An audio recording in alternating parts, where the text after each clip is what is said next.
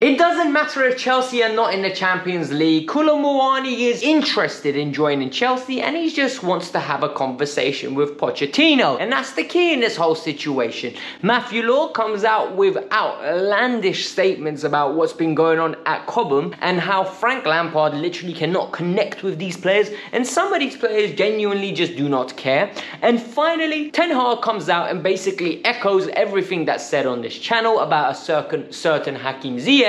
But yet no one calls him a hater and everyone's giving an applause, and I'm the one that's a waste man. Well, let's get into it. Welcome to the Kavkas View, bratuchis. A lot of you have asked me, what the hell does bratuchi mean? Because you don't know that word. Well, guys, in my language, in my native tongue, bratuchi is like a street way of saying broski. So now you know, now you understand, we can move on with the video. Number one, Christian Falk has been talking to Court Offside, and he is a journalist from Germany. He's very reputable when it comes to German football, and he always likes to feed the stories through, especially when it comes to a Premier League club. And he said, Manchester United are interested in Kolo Muani, and more importantly, Chelsea are interested as well. The guy's been having a very good season with 22 goals in 44 games. He's a player that can play on the right wing, left wing, but is predominantly known for his outstanding hold-up play and link-up play in the number 9 position. I wouldn't say he's as good as Victor Osimhen. I wouldn't say he's as good as Erling Haaland. I think he's around 2 tiers below. I think he's that striker where his link-up play is better than all of theirs. His ability to adapt and bring others into the game is better than theirs. But when it comes to natural goal scoring, when it comes to brute force, when it comes to finishing, they're just a level above it. So we're going to have to be honest and see that this is the second tier talent that we're going after. But Kolo Muani, according to Court Offside from Christian Falk, is interested in joining Chelsea. He has made no decision and wants to speak to Pochettino after he's appointed before making any decision. This is good news because that means he's considering it. And for me, Kolo Muani is a good player.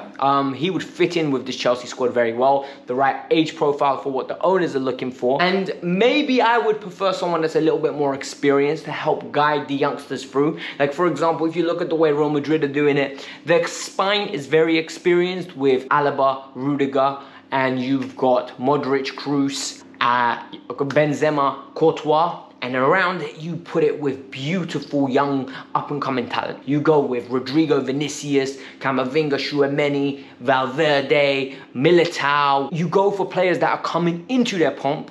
And when these players leave, they're the core, and you flourish more youngsters through. And I really hoped Chelsea were going to go down that way, but it doesn't look like we are going to go down that way. So it's a little bit frustrating, but Kolo Muani is a player that would add to this Chelsea team.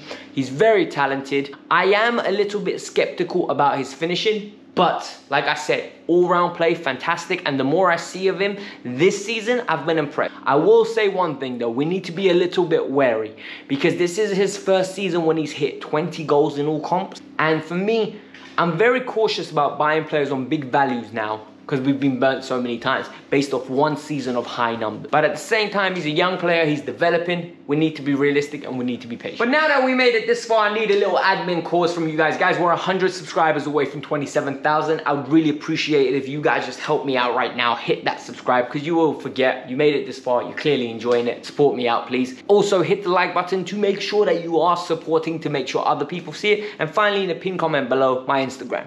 If you guys want to reach out to me about football-related questions, or more importantly, you see something that you want me to talk about, send it to me on Instagram. I usually respond and I'll make a video about it. There's enough demand, obviously. I'm not going to make it if one person wants it. But now let's move on with the rest of the stories. Alright, we're going to start with a Matt Law story because this one really caught my interest. So, Matt Law is a Chelsea insider. We've covered that before. We know that this man gets fed from the club left, right and centre. The club loves to give Matt Law stories and he basically gets out the message that they want to hear. And in this case, we also know he's a firm defender of Frank Lampard, and anything to do with basically, if you're English, you've got access to Matt Law to be your mouth. And that's the harsh truth, that's the reality. We've seen this. We've seen Matt Law write about Rudiger saying that he was a bad cancer in the dressing room basically, when in reality, Rudiger was a fantastic servant for the club. He was absolutely phenomenal on and off the pitch. Every story after he's left, we hear that Rudiger held the standards up. He never allowed standards to drop in training. He performed on the pitch and he was a vocal leader. It was captain material, some might say. Now we need to get into what Matt Law has said. Apparently half a dozen players or so are actively telling people they want to leave. It's known fact in the training ground that half a dozen people want to leave. And for me, this doesn't surprise me. A lot of people are, oh my God, can you imagine how toxic this dressing room must be, Alex? Oh my God, people are saying they want to leave. Guys, let's talk about this realistically. We're honest, we're all adults, I would hope, right? Hakim Ziyech. People say, why do you always bring him up? The reason I bring him up is because it's a fact. Hakim Ziyech actively isn't playing. He's in the prime of his career. Do you really think he's happy sitting on the bench? No. Do you think he's happy that we screwed up his move to PSG? No. He's most probably one of the 6. Christian Pulisic isn't playing as much as he believes he should be. His dad's out here liking tweets all the time. You really think Christian's not going to tell one of his boys at training? Aubameyang's openly said on TikTok, I'm going to try my best to get back to Barcelona. Zacharia's not playing at the club. He's on loan. Why do you think he's going to be happy? Guys, this is normal. This story for me does not throw alarm bells around because I expect these players to be unhappy. I expect them to feel like they're not being utilized. I expect them to have professional integrity to the point where, bruv, I should be playing football. I am a footballer. I am not a trainer. I am a man that wants to be on a pitch on a Saturday or Sunday in front of 40,000 people performing. And in my eyes, they're doing the right thing for moaning. Because the reality is, you can't stockpile talent. You can't just be expecting, oh, I'm paying you, shut up. Doesn't work like that. They want to play. You're stagnating their development for their future years. They need to play.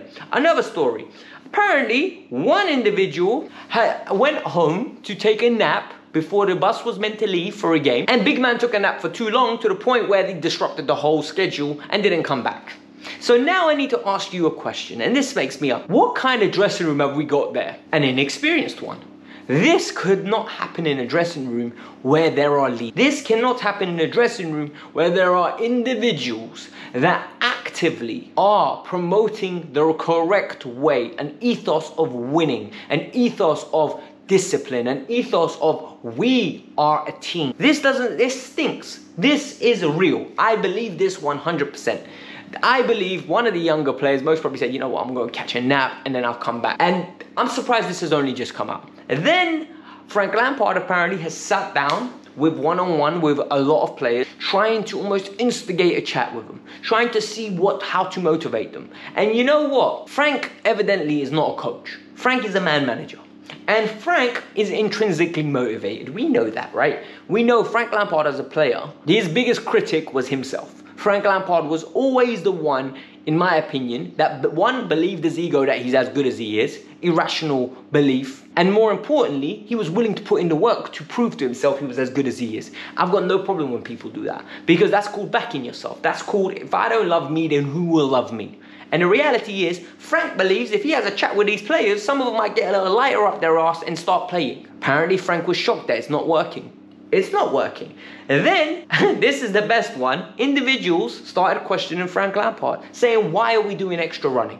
Why are we doing more running? And you know what? I don't blame them. Because the reality is, why are they doing extra running? What is our issue? People are going to say we're not committed. No, we are committed. These boys are running. They're not set up tactically. They are not, at this level, guys, everyone run. At this level, 3 kilometers running difference is not the difference. Like, it's not going to be a difference between you winning and you lose. The difference is going to be, and this is the key, and now people are going to get annoyed, the difference is tactical setup. The difference is how good is your manager at adjusting a game when it's going wrong? How good is your manager at setting you up in a structure that gets the best out of the talent that he has available? And sadly, we've got the worst manager in the Premier League until the summer. So we need to suck it up. We need to believe that things are going to get better, which they are. I'm telling you now, next year will be a lot better than this. I don't know how much better, but I'm hoping it's top 4, 3. And the fact that I'm hoping for that is really alarming because it means my standards are falling. I need to G-check myself. But guys, this was the Kavkas View, and we've got one more story for you, so hold tight, don't run anywhere. Finally, after the Man United game, where I went back and actually watched the game, it was a really hard watch, I'm not gonna lie to you. First half, we looked good. Second half, not so much, but it is what it is. Ten Hag was pictured with Hakim Ziyech. They had a few seconds of a little heart-to-heart, and they asked him, Ten, what were you talking to Hakim about? He was like, I respect Hakim too much to tell you what we were talking about. We've been through a lot of successful times together, but I believe he's too good to be sitting on the bench, a player in the prime of his career. Guys, this is exactly what I've been saying. I don't think Hakim Ziyech is a bad player. I think Hakim Ziyech is a very good player. I just don't think Hakim Ziyech is Chelsea quality. And the reality is, this is the key, he needs to leave. He needs to go and play football. He's too good to be sitting on our bench. And that's the reality. But he's not good enough to start. So, people, I think we need to be objective and we need to understand that Ten Hag could potentially come in for Hakim Ziyech in the summer. If they kind of move Sancho off the books, if they find a way to move another winger off, Hakim to Man United could be an option. I'm very keen to see what's going to happen. But this was the Kavkas View. Hit the like button. I know there have been some outlandish stories coming out left, right and center, but we need to be positive. Tomorrow is the last game of the season. After that, we will smile, we will love ourselves, and we will appreciate that this season's over and we're never going to experience one like this again, okay? Hit the like button, subscribe to the channel. Let me know your thoughts. Peace out. I'm out.